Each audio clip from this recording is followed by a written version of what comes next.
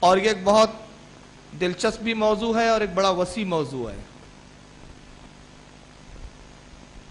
اس موضوع اور اس عنوان کو رکھنے کی ضرورت کیوں محسوس ہوئی؟ اس کی صرف یہ وجہ ہے کہ آج کچھ ایسی تحریکیں، کچھ ایسی جماعتیں، کچھ ایسے فرقے پیدا ہو گئے ہیں کہ جن کا دعویٰ ہے کہ وہ سب سے بڑھ کر توحید پر ہے، اور ان کے علاوہ دنیا میں جتنی تحریکیں، جماعتیں اور جتنے فرقے اور مذاہب ہیں وہ سب توحید سے خالی ہے، اور وہ اپنے اس دعوے کو لے کر پوری دنیا میں پھرتے ہیں، چلتے ہیں، اور جو انہوں نے اپنے طور پر توحید کو سمجھا، در حقیقت جو کچھ انہوں نے سمجھا اس کا توحید سے کوئی تعلق ہی نہیں ہے۔ انشاءاللہ میں جو حقائق آپ کے سامنے رکھوں گا، میری بات کا ثبوت وہ حقائق آپ کی نگاہوں کے سامنے ہوں گے، اور انشاءاللہ میری تقریر کے بعد آپ اس بات کی تصدیق کر کے اٹھیں گے کہ میں نے جو کہا تھا وہ سچ کہا تھا۔ تو جن کا توحید سے کوئی تعلق ہی نہیں ہے، آج وہ سب سے بڑے توحید کے دعوے دار ہیں۔ لیکن اس سے پہلے کہ ہم اس بات کا جائزہ لیں کہ ان کا دعوی توحید کہاں تک صحیح ہے اور انہوں نے توحید کو کتنی حد تک سمجھا، اور اپنے دعوے کے تئیں، اپنے دعوے کے تحت کن کن لوگوں کو مشرک قرار دے دیا، کن کن لوگوں کو اسلام سے خارج کر دیا، اور جنت اور دوزخ کا یہی انہوں نے فیصلہ کر لیا، اس سے قبل بہتر میں جانتا ہوں کہ سب سے پہلے ہم عقیدہ اہل سنت والجماعت کے نزدیک توحید کیا ہے، ہم کس انداز میں توحید کو مانتے ہیں، میں اس کو پہلے پیش کر دوں، تاکہ آپ جب توحید کو سمجھ لیں گے تو انشاءاللہ پھر آئندہ کی گفتگو آپ کے بڑے سمجھنے میں آسانی ہوگی۔ اہل سنت والجماعت توحید کو جس انداز میں مانتے ہیں اور جس انداز میں دوسرے دنیا کے سامنے توحید کو پیش کرتے ہیں، اس میں ہمارا سب سے بنیادی اور بیسک عقیدہ یہ ہے کہ ہم مانتے اور اعلان کرتے ہیں اور ہم اس کا اقرار کرتے ہیں کہ کائنات کا چلانے والا ایک رب العزت ہے، ہمارا پروردگار ایک ہے، واحد ہے، ہم دو خدا کے قائل نہیں، تین خدا کے قائل نہیں، ہمارا عقیدہ ہے کہ ہمیشہ سے خدا ایک ہی تھا، ایک ہے اور ایک ہی رہے گا، جیسا کہ قرآن عظیم میں اللہ رب العزت نے ارشاد فرمایا قل هو اللہ احد، اے محبوب آپ فرما دیجئے، اپنے امتیوں کو بتا دیجئے کہ اللہ ایک ہے۔ مذہب اسلام کے علاوہ کچھ فرقے ایسے ہیں، کچھ جماعتیں ایسی ہیں جو ایک خدا کو تو مانتی ہے، مگر جس انداز میں مانتی ہے خدا کے ماننے کا حق ادا نہیں کرتی۔ اس پر تو گفتگو آگے ہوں گی، لیکن توحید کے ضمن میں بتا دوں کہ کچھ مذاہب وہ بھی ہے دنیا میں جو دو خدا کے قائل ہیں، بعض تین خدا کے قائل ہے اور بعض بے شمار خداؤں کے قائل ہے۔ جیسے اگر ہم قوم یہود کو دیکھیں تو یہودیوں کے نزدیک ایک خدا عزیر علیہ السلام ہے اور ایک اللہ ہے۔ عزیر علیہ السلام کو خدا کا بیٹا تصور کرتے ہیں، کہتے کہ عزیر خدا کے بیٹے ہیں، اور جب اللہ نے اپنا بیٹا عزیر کو پیدا کیا تو اپنی خدائی کا نصف حصہ عزیر کو دے دیا، معاذ اللہ۔ اسی طرح آپ مجوسیوں کو دیکھیں، جن کو آج کل ہم پارسی کہتے ہیں، حالانکہ وہ ورڈ فارسی ہے، فارس کے رہنے والے، ایران جو جس کا آج نیا نام ہے، لیکن چونکہ وہ اپنے آپ کو پارسی کہتے ہیں اس لیے ہم بھی پارسی کہتے ہوئے کہہ رہے ہیں، اور در حقیقت ان کو مجوسی کہا گیا جو آگ کی عبادت کرتے ہیں، آگ کی پوجا کرتے ہیں۔ خدا کے تعلق سے ان کا عقیدہ ہے کہ خدا دو ہے، ایک خدائے خیر ہے اور ایک خدائے شر ہے۔ ایک خدا وہ ہے جو خیر کا کام کرواتا ہے، وہ بندوں کو خیر کی طرف دعوت دیتا ہے، بندوں کو خیر کی طرف توفیق دیتا ہے، اور ایک خدائے شر ہے جس کے ذریعے برائیاں بھی ہوتی ہیں، معاذ اللہ۔ وہ دو خدا کو مانتے، کہتے ہیں کہ دنیا میں اگر کچھ برائی ہوتی ہے اور برائی کا حساب کتاب رکھنا یا کسی بندے سے برائی کروانا، یہ خدائے شر کی طرف منسوب ہے، اور جو کچھ اچھائیاں ہوتی ہے خدائے خیر کی طرف سے، اور یہ دو خدا ہے جو مل کر کائنات کا نظام اور سسٹم چلا رہے ہیں۔ اسی طرح عیسائیوں کو اگر ہم دیکھیں تو عیسائی تین خدا کے قائل ہے، ٹرینٹی کے قائل ہے، وہ کہتے ایک تو اللہ ہے، دوسرا عیسیٰ علیہ السلام بھی خدا کے بیٹے ہیں، خدائی صفات اور اس کی ذات میں شریک ہے، اور تیسرے روح القدس ہے یعنی جبریل، اور یہ جبریل بھی خدائی صفتوں میں خدائی کی ذات میں شریک ہے، یہ بھی خدا ہے۔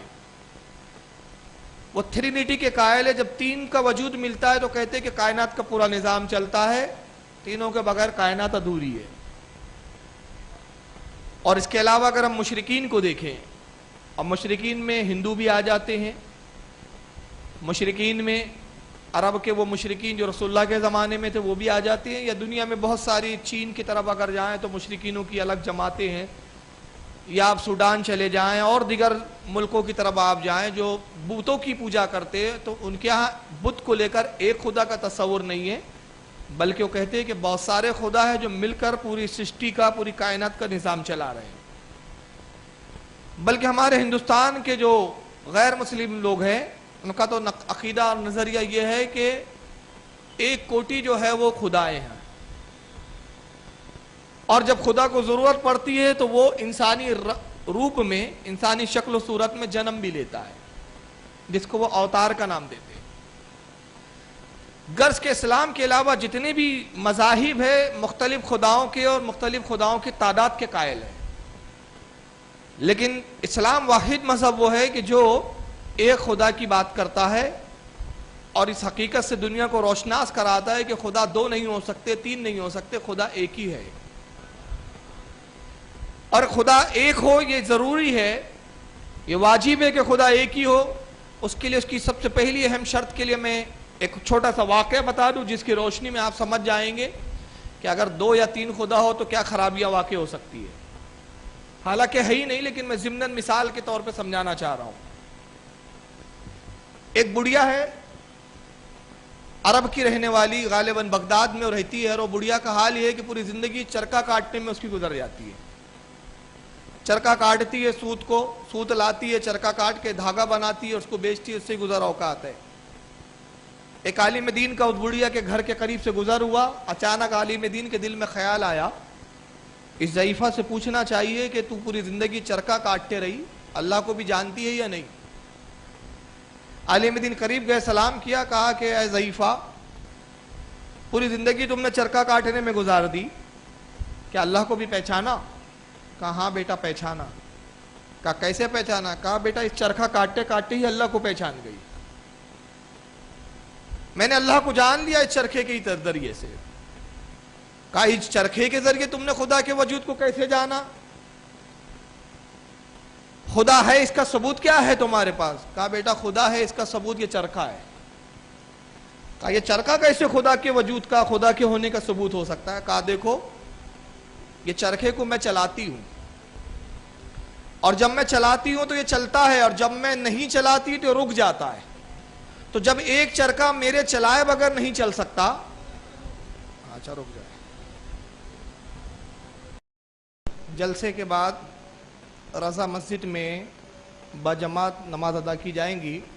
لہٰذا آپ تمام حضرات سے گزارش ہے کہ جلسہ اور صلاۃ السلام کے بعد رضا مسجد تشریف لے جائیں، اور وہاں پہ انشاءاللہ باجماعت نماز عشاء ادا فرمائیں۔ ایک بار پھر سن لیں کہ جلسے کے بعد انشاءاللہ باجماعت رضا مسجد میں نماز عشاء ادا کی جائیں گی۔ درود شریف پڑھے، اللہم صلی علی سیدنا مولانا محمد عدد ما فی علم اللہ صلاۃ دائمۃ بدوام الملک اللہ صلی اللہ تعالی علیہ وسلم۔ ایک بار اور درود شریف پڑھے، اللہم صلی علی سیدنا مولانا شفیعنا و حبیبنا و طبیبنا و نبینا و مولانا محمد وعلی آلہ و اصحابہ و بارک وسلم، صلاۃ والسلام علیک یا رسول اللہ صلی اللہ تعالی وسلم۔ تو میں عرض کر رہا تھا کہ وہ عالم بڑھیا سے پوچھتے ہیں کہ اے ضعیفہ یہ بتاؤ خدا کا وجود ہے، خدا ہے، اس کو تم نے کیسے جانا؟ کہتی ہے کہ اس چرخے سے جان لیا۔ کہا کیسے جانا؟ کہا دیکھو یہ چرخے کو میں چلاتی ہوں تو یہ چلتا ہے، اور جب میں اس کو اس کے حال پہ چھوڑ دیتی ہوں تو یہ رک جاتا ہے، تو جب ایک چرخہ میرے چلائے بغیر نہیں چلتا تو اتنی بڑی کائنات کا چلانے والا ضرور کوئی ہے، اگر کوئی ہوتا نہیں تو پھر یہ کائنات کا نظام کیسے چلتا؟ عالم نے کہا واقعی تو نے خدا کو جانا، اچھا ضعیفہ یہ بتاؤ کہ خدا ایک ہے کہ دو ہے؟ کہا خدا ایک ہے۔ کہا اس کی دلیل کیا ہے؟ کہا بیٹا اس کی دلیل یہی چرخہ ہے۔ کہا اس چرخے سے کیسے جانا تو نے کہ خدا ایک ہے؟ کہا دیکھو میں نے ایسے جانا کہ اس چرخے کو میں چلاتی ہوں تو میں اپنی مرضی سے چلاتی ہوں، اپنی رفتار سے چلاتی ہوں، تو اگر خدا دو ہوتے تو ممکن تھا کہ دو خدا مل کر چلاتے تو یہ خلاف معمول، خلاف فطرت زیادہ تیز رفتاری سے چلتا اور یہ ٹوٹ جاتا، یہ ٹھیک سے کام نہ کرتا۔ تو میں نے اس سے جان لیا کہ خدا یقیناً ایک ہے، اگر دو خدا ہوتے تو کائنات کے نظام میں تیزی آ جاتی اور نظام درم برم ہو جاتا۔ کہا اچھا اور کوئی دلیل خدا کے ایک ہونے کی؟ کہاں یہی چرخہ ہے، اور وہ چرخہ ایسا ہے کہ میں چلاتی ہوں تو تنہا چلاتی ہوں، اپنی مرضی سے ایک سم چلاتی ہوں۔ اگر اس چرخے کا چلانے والا کوئی اور ہو تو ہو سکتا ہے کہ کبھی اس کا دل چاہے کہ میں اس کو مخالف سم چلاؤں، میں اپنے طور پر اس کو دوسری سم چلانا چاہوں اور وہ دوسری سمت میں زور لگائے، نتیجہ یہ ہوگا کہ یہ چرخہ ٹوٹ جائے گا، یہ چرخہ برباد ہو جائے گا۔ تو اسی لیے اگر دو خدا ہوتے تو ایک خدا کہتا پانی برسانا ہے، دوسرا کہتا پانی نہیں برسانا ہے، خدا میں ہی اختلاف ہو جاتا، کائنات کا نظام درم برم ہو جاتا۔ لہذا میں نے جان لیا کہ خدا ایک ہی ہے۔ تو بہرحال یہ ایک ضمناً ایک دلیل تھی،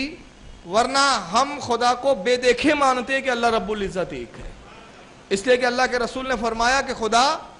ایک ہے، اور قرآن نے اپنے نبی کو حکم دیا کہ قل هو اللہ احد، محبوب آپ فرما دیجئے کہ اللہ ایک ہے۔ ہمارا عقیدہ ہے اللہ رب العزت زندہ ہے اور دوسروں کو زندگی دینے والا، وہ زندگی کے پر بھی قادر ہے اور موت پر بھی قادر ہے، اس کی مرضی کے بغیر کوئی کسی کو زندگی نہیں دے سکتا اور اس کی مرضی کے بغیر کوئی کسی کو مار نہیں سکتا،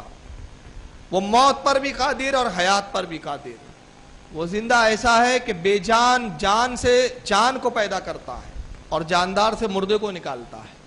کیا ہوتا نہیں ہے کہ عورت تو انتقال کر جاتی ہے لیکن بچہ پیٹ میں زندہ برآمد ہوتا ہے،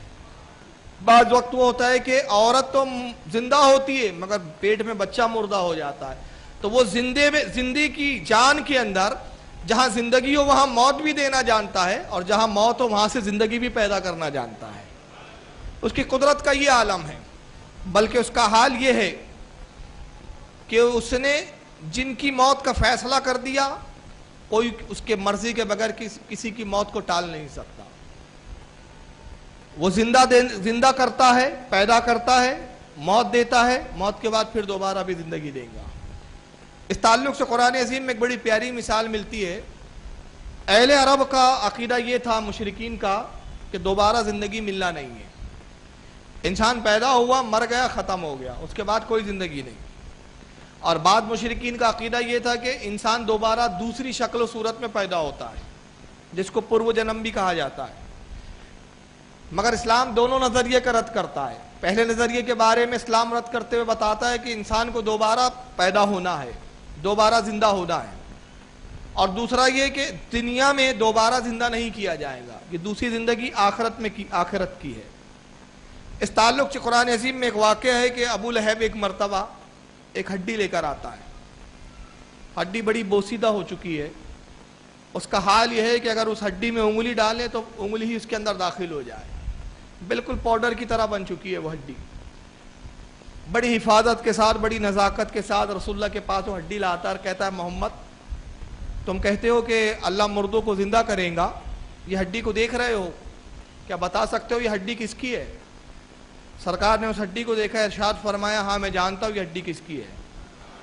یہ ہڈی ایک انسان کی ہے جو اپنے وقت کا بہت بڑا جادوگر تھا اور اسے مرے ہوئے 100 سال ہو چکے ہیں۔ ابو لہب کہتا ہے کہ محمد اچھا یہ بتاؤ، یہ ہڈی جس کے جسم کے پرزے ہو چکے ہیں، جو شخص اس ہڈی کا مالک تھا، جس انسان کی ہڈی آج اس کا کوئی وجود موجود نہیں، جس کے اعضاء بکھر چکے ہیں، اے محمد کیا تمہارا رب ان بکھرے ہوئے اعضاء کو جمع کر کے بھی شخص کو دوبارہ زندہ کرے گا؟ آپ نے فرمایا ہاں میرا رب قادر ہے کہ وہ اسے دوبارہ زندہ کرے، جیسا کہ سورہ یاسین میں فرمایا اِنَّا نَحْنُ نُحْيِي الْمَوْتَى، اور ہم مردوں کو دوبارہ جھلائیں گے، اللہ فرماتا ہے ہم زندگی عطا کریں گے۔ تو ابو لہب کہتا ہے کہ یہ کیسے ہو سکتا ہے محمد، جو مر چکا ہے اور مرنے کے بعد جس کے اعضاء بکھر چکے ہیں، جس کے اعضاء نظر نہیں آتے، جس کا وجود ختم ہو چکا، دوبارہ اللہ اس کو کیسے پیدا کریں گا؟ دوبارہ اللہ اسے کیسے زندگی دیں گا؟ قرآن عظیم نے کتنا پیارا جواب دیا۔ اللہ رب العزت نے ارشاد فرمایا، اے محبوب آپ فرما دیجئے کہ اے ابو لہب، اے مشرکو، اے کافرو، تم کہتے ہو کہ اللہ دوبارہ زندگی کیسا دیں گا، تو تم یہ بتاؤ کہ تم پیدا ہونے سے پہلے کہاں تھے؟ تم پیدا ہونے سے پہلے کہاں تھے؟ انسان اپنے وجود پر غور کرے کہ پیدا ہونے سے پہلے وہ کہاں تھا، تنہائی میں سوچے کہ جب میں دنیا میں نہیں تھا تو کہاں تھا، تو خیال آئے گا کہ میں پہلے نطفے کی شکل میں اپنے ماں کے گوشت کے لتھڑے کی شکل میں پیٹ میں تھا، گوشت سے پہلے میں ایک نطفہ تھا، نطفے سے پہلے میں اپنے باپ کی پشت میں تھا، باپ سے پہلے کہاں تھا؟ کسی غذا کی شکل میں تھا، اس سے پہلے کہاں تھا؟ پتہ نہیں، اللہ ہی جانتا ہے کہاں رکھا تھا۔ انسان کو اپنی ابتدا نہیں معلوم، اسے شعور وہاں سے ملتا ہے جب وہ زندگی کی سانسیں دنیا میں لیتا ہے، اس سے پہلے کہاں تھا نہیں معلوم۔ اللہ فرماتا ہے محبوب آپ فرما دیجئے کہ تم اللہ کے زندہ کرنے پہ شک کرتے ہو تو یہ بتاؤ کہ تم پیدا ہونے سے پہلے کہاں تھے؟ تو جو رب کائنات تمہیں غائب سے عدم سے وجود میں لایا وہ قادر ہے کہ غائب کر کے پھر دوبارہ